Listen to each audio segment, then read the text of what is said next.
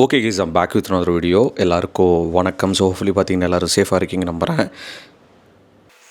ஏன் bro ஈவினிங்லலாம் video upload பண்ணலாம் இல்லை, மத்தியானத்தில் அப்லோட் பண்ணலாம் இல்லை, ஏன் இந்த டைமில் அப்லோட் பண்ணுறீங்கன்னு கேட்பீங்க. இதுக்கான பதில் நான் லாஸ்ட்டில் சொல்கிறேன். ஸோ இந்த வீடியோ ஸ்டார்ட் ஆகிறதுக்கு முன்னாடி ஒரு 4 வரிகள் நான் ப்ளே பண்ணுறேன். என்னமோ ஆகுது, எல்லைய மீறுது, பாரமா சேருது, நெஞ்செல்லாம் நோவுது. எப்படி இருக்குன்னு சொல்லிட்டு கமெண்ட்ஸில் மென்ஷன் பண்ணுங்கள். நம்ம லாஸ்ட் 1 இயராக பெருசாக எந்த சாங்குமே ரிலீஸ் பண்ணலை. அது எல்லாருக்குமே தெரிஞ்ச ஒரு விஷயந்தான். பிகாஸ் அடுத்தது நம்ம ரிலீஸ் பண்ண போகிறது ஒரு நல்ல இம்பேக்டாக இருக்கணும், ஒரு கம்பேக்கான ஒரு விஷயமா இருக்கணும் அப்படின்ற மாதிரி யோசித்து ஒரு சாங்காக பண்ணிகிட்டே இருக்கேன். ஒரு 10 to 12 சாங்ஸ் ரெடி பண்ணி வச்சுருக்கேன். இந்த மாதம் we are gonna release 1 song. லாஸ்ட்டாக நான் 2-3 சாங்ஸ் ஹைப் பண்ணேன். பட் அது ஏன் ரிலீஸ் பண்ணலன்னா, அடுத்து ரிலீஸ் பண்ணுறது கொஞ்சம் நல்லா இருக்கணும் அப்படின்னு சொல்லிட்டு இந்த 4 வரிகள் கேட்டிருப்பீங்க. இது சாங்குன்றது தாண்டி பர்சனலாக எல்லாருக்குமே ரிலேட் ஆகிற மாதிரி ஒரு விஷயத்தை தான் பார்த்திங்கன்னா நான் பண்ணியிருக்கேன். சரி, ஓகே, நம்ம டைரெக்டாக வீடியோக்குள்ளே போயிடலாம். தளபதி விஜய் ரீசன்ட் டைம்ஸில் அவரோட கம்ஃபர்ட் ஜோன் அவர் சொல்கிற எல்லா ஸ்பீச்சஸ்லுமே என்னோடய வசதியெல்லாம் விட்டுட்டு வந்திருக்கேன்னு சொல்லிட்டு அதுக்கு சில பேர் விமர்சிக்கிறாங்க. உன்னை யார் விட சொன்னது, இதாக தேவையா, உன்னை யார் விட சொன்னது, நாங்கள் கூப்பிட்டோமா அப்படின்னு சொல்லிட்டு ஒரு கூட்டம் சொல்லுது. இந்த இடத்துல நடிகருக்கான கூட்டம் அது எல்லாத்தையும் தாண்டி ஒவ்வொரு ஊரை அவர் போகும்போது நிறைய மக்கள் அவர் பார்க்க வராங்க. எதுக்குன்னா ஒரு மாற்றத்துக்காக. சரி, ஓகே, உனக்கு பிடிக்கலப்பா, டிவிகே கட்சியே உனக்கு பிடிக்கலன்னா சரி ஒதுங்கி போயிடு, நீ வேறு கட்சிக்கு சப்போர்ட் பண்ணிக்கோ, வேறு கட்சிக்கு நீ ஓட்டு போட்டுக்கோ, அடிமையாக இருந்துக்கோ, காலம் நக்கி பழச்சிக்கோ, அதெல்லாம் பிரச்சனையே கிடையாது. இந்த வீடியோ நான் மெயினாக பண்ணுறதுக்கான ரீசன் என்னென்னா, இன்றைக்கி தளபதி திருச்சி போயிருக்காரு.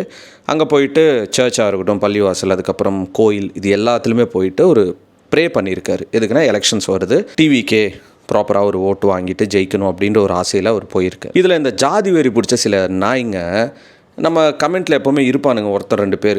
ஏன்டா நீங்கள் ஜாதி வெறி பிடிச்சி மத வெறி பிடிச்சி நீங்கள் இருந்தால் உங்களை சுற்றி இருக்கிறவனுங்க எல்லாருமே அப்படி தான் இருப்பாங்களா? நீங்கள் அப்படி பிறந்திருப்பீங்க, உங்கள் வீட்டில் அப்படி வளர்த்துருப்பாங்க. நாளைக்கு உனக்கு கல்யாணம் ஆகிட்டு உனக்கு குழந்தை பிறந்தா உங்கள் குழந்தைய அப்படி தான் நீ வளர்ப்பேன். மத வெறி பிடிச்சி ஜாதி வெறி பிடிச்ச வாழ்டா அப்படின்னு சொல்லிட்டு இந்த இடத்துல இந்த ஜாதியும் மதத்தை வச்சு இன்னும் கெத்து காட்ட போகிறீங்க. எனக்கு புரியல. ஏன் இந்த வீடியோ நான் பண்ணுறேன் அப்படின்னா, நான் ஆக்சுவலாக தளபதி நேரில் மீட் பண்ணி நான் கேட்கலான்னு இருக்கேன்.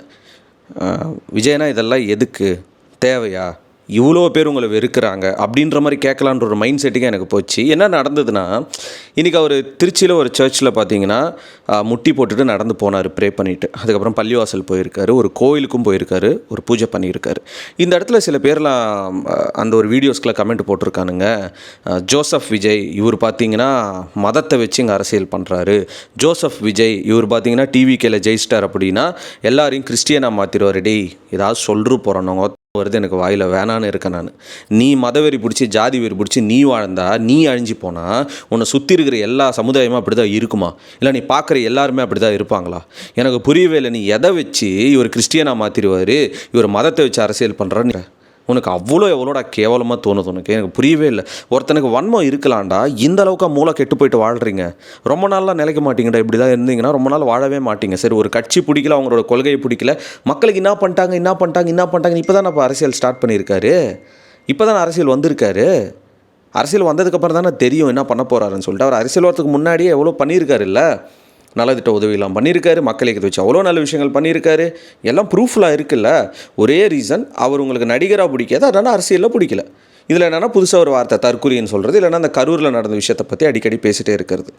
எந்த அளவுக்கு ஒரு சினிமாவில் இப்போ இந்த ஜனநாயகன் படம் லீக் ஆனதால் தமிழ்நாட்டில் இருக்கிற தியேட்டர்ஸ்க்கும் அதோட ஓனர்ஸ்க்கும் டிஸ்ட்ரிபியூட்டர்ஸ்க்கும் எவ்வளோ பெரிய லாஸ்ன்னு எல்லாருக்குமே தெரியும். ஒரு மிகப்பெரிய லாஸுங்க தமிழ் சினிமாவுக்கு. ஆனால் அது எல்லாருக்குமே தெரியும். அவரோட மார்க்கெட் அப்படி இருக்குது. அவர் மறுபடியும் படங்கள் நடித்தார்னா அவர் பாட்டுக்கு ஒரு 150 கோடி 200 கோடி ஒரு படத்துக்கு சொத்து சேர்த்து வச்சுட்டு போயிட்டே இருக்கலாம். சரி, ஓகே, நம்ம சம்பாதிச்சது போது இதெல்லாம் கொடுத்தது என் மக்கள் தான், அவங்களுக்கு நான் ஏதாவது நல்லது பண்ணணும்னு சொல்லிட்டு மேனிஃபெஸ்டோலாம் ரிலீஸ் பண்ணார். நான் என்னென்னா, படித்தவங்களுக்கு அது புரியும் அந்த மேனிஃபெஸ்டோ, இந்த டிவிக்கே என்னென்ன பண்ண போகிறாங்க ஆட்சிக்குள்ளே வந்ததுக்கப்புறம்னு சொல்லிட்டு. படிக்காத முட்டாளுக்கு என்ன தெரிய போகுது? அவனுங்களுக்கு பொறுத்த வரைக்கும் ஒரு 5,000 ரூபாய் 10,000 ரூபாய் கொடுத்தா நக்கிட்டு போயிடுவானுங்க. அது மட்டும்தான் அவங்களுக்கு தெரியும். கடைசி வரைக்குமே நாங்கள் உப்பு போட்டு நக்கிட்டே தான் இருப்போம் அப்படின்னு ஒரு கூட்டம் இருக்கிற வரைக்கும் இந்த ஒரு நாட்டில் நல்லது மட்டும் நடக்கவே நடக்காது. ஒன்று மதவெறி பிடிச்சிருப்பானுங்க, இல்லை ஜாதி வெறி பிடிச்சிருப்பானுங்க, இல்லைனா காசுக்காக ஓட்டு போடுற ஒரு கூட்டம் இருக்கும். நான் காசுக்காக ஓட்டு போடுறவங்க எல்லோரும் நான் தப்பு சொல்லவே இல்லை. நீங்கள் காசு வாங்கிக்கோங்க, அது நம்மளோட பணம் தான், நம்மளோட வரி பணம் தான். ஆனால் நான் மறுபடியும் சொல்கிறேன், நீங்கள் தமிழக வெற்றி கழகத்துக்கு தான் ஓட்டு போடணும் அப்படின்ற ஒரு எண்ணத்தோடு இந்த வீடியோ நான் பண்ணலை. நீங்கள் யாருக்கு வேணால் ஓட்டு போடுங்க, எந்த கட்சிக்கு வேணால் போடுங்க. ஆனால் அந்த ஓட்டு போடுறப்போ மறுபடியும் உன் ஏரியாவில் ஒரு விஷயம் நடக்கலைன்னா நீ சட்டை பிடிச்சி கேட்கலாம். அது கேட்குறப்ப அதுக்கான ரெஸ்பான்ஸ் தராங்களா, அந்த மாதிரி ஒரு கட்சிக்கு நீ ஓட்டு போடு.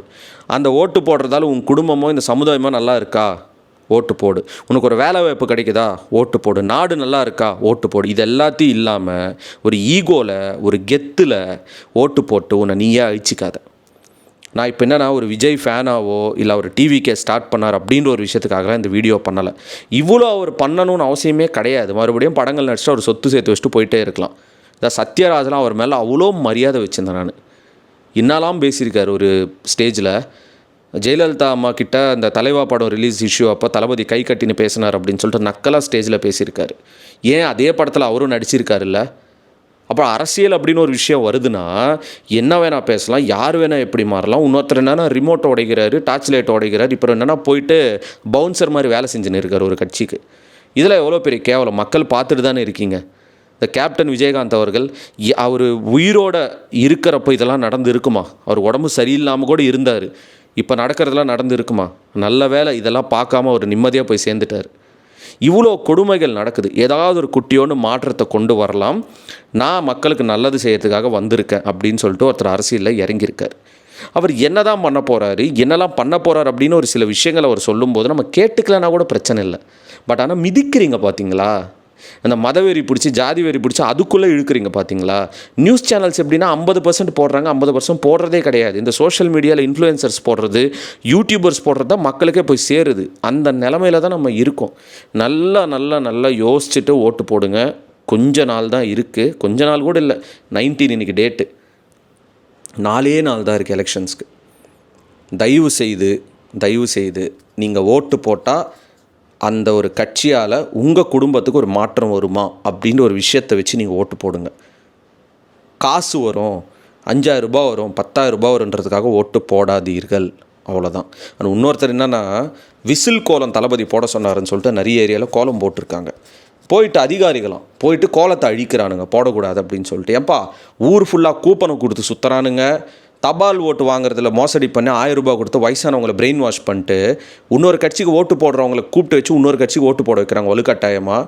இதெல்லாம் உங்களுக்கு அநியாயமாக தெரியல? ஒரு கோலம் போடுறதுக்காக பயப்படுவீங்க விசில் சின்னத்துக்கு? சுற்றி என்ன நடக்குதுன்னு ஒரு டிஸ்ட்ரிக்டில் பார்த்துட்டு தானே இருக்கீங்க. தபால் ஓட்டுன்ற பேரில் வயசானவங்களை ஏமாற்றி 1000 ரூபாய் 1500 ரூபாய் கொடுத்து ஓட்டு வாங்குறாங்க, கூப்பனை கொடுக்குறாங்க 8000 ரூபாய்க்கு. இதெல்லாம் எலெக்ஷன் கமிஷன் பார்க்காதா? ஒரு கோலம் போடுறதுக்காக பயப்படுவீங்க, ஒரு விசில் சின்னத்தில் கோலம் போடுறதுக்கு? எனக்கு புரியவே இல்லை. சின்ன கட்சி இதெல்லாம் கட்சியான்னு சொல்லிட்டு பேசுகிறப்போ இன்னொருத்தர் இருக்கான் 24 மணி நேரம் விஜய்ன்னு சுற்றினே இருப்பான், கரைச்சி கொட்டிகிட்டே இருப்பான் விஜயை. அவன் பேர் கூட சொல்ல எனக்கு விருப்பம் இல்லை. இது இந்த அளவுக்கு வன்மத்தில் நீங்கள் இருக்கீங்க அப்படின்னா ஒன்றுமே பண்ண முடியாது. உங்களை நீங்களே அழிச்சிக்கிற மாதிரி தான். நான் மறுபடியும் சொல்கிறேன், நீங்கள் ஓட்டு போடுறது உங்களோட ரைட்ஸ். நீங்கள் யாருக்கு வேணால் போடுங்க, அதை நான் குறையே சொல்ல மாட்டேன். பட் ஆனால் நீங்கள் ஓட்டு போட்டுட்டு அடுத்த 5 வருஷம் உங்களை நடக்க வேண்டிய விஷயங்கள்லாம் அங்கே நடக்கலை அப்படின்னா உங்களை நீங்களே ஏமாற்றிக்கிற மாதிரி. ஒரு மாற்றம் வேணும் அப்படின்னு நினச்சிங்கன்னா ப்ராப்பராக யோசித்து நிதானமாக ஓட்டு போடுங்க, அவ்வளோதான், சிம்பிள். இது அதுக்காக தான் இந்த வீடியோ தான். தளபதி விஜய்னா நீங்கள் ஒரு மிகப்பெரிய விஷயத்துக்குள்ளே வந்திருக்கீங்க. எவ்வளோ நெருக்கடி கொடுத்துட்டே இருக்காங்க. இன்னும் 4 நாளாக என்னென்ன நடக்க போகுதுன்னு கூட எனக்கு தெரியல. 23ஆம் தேதி நீங்கள் இவ்வளோ எஃபர்ட்ஸ் போட்டிருக்கீங்க மக்களுக்கு நல்லது பண்ணணும்னு சொல்லிட்டு. அதுக்கான அன்பு உங்களுக்கு கிடச்சிட்டு தான் இருக்குது, அதுக்கான ஒரு ரெஸ்பான்ஸ் உங்களுக்கு கிடச்சிட்டு தான் இருக்குது. இந்த கூட்டம்லாம் ஓட்டா மாறாது சொல்கிற திரியிற கூட்டத்துக்கெலாம் மூஞ்சில் சாணி கரைச்சி ஊற்றுற மாதிரி ஒரு விஷயம் நடக்க போகுது. Will wait for it. என்ன நடந்தாலும் இந்த டிவிக்கு அப்படின்னு ஒரு கட்சி உள்ளே வந்ததால் மட்டும்தான் டெக்கேட்ஸ் தமிழ்நாடு வரலாற்றிலே பார்க்க முடியாத அளவுக்கு பார்த்திங்கன்னா எலெக்ஷன்ஸ் பற்றி ஒரு சின்ன பையன் கூட பேசுகிறான். அதுக்கு முழுக்க காரணம் தளபதி விஜய் அண்டு தமிழக வெற்றி கழகம். இது என்ன சொல்கிறதுனா கசப்பான ஒரு உண்மை, நிறைய பேரால் ஏற்றுக்க முடியாது. இப்போ இந்த கட்சி வராமல் இருந்திருந்தால் யாருமே இதை பற்றி பேசியிருக்க மாட்டாங்க. நார்மலான ஒரு எலெக்ஷன்ஸாக போயிருக்கும், அவ்வளோதான். இந்த ஒரே ஒரு கட்சி வந்ததால் தான் ஓட்டே பிரிக்கப்பட்டது.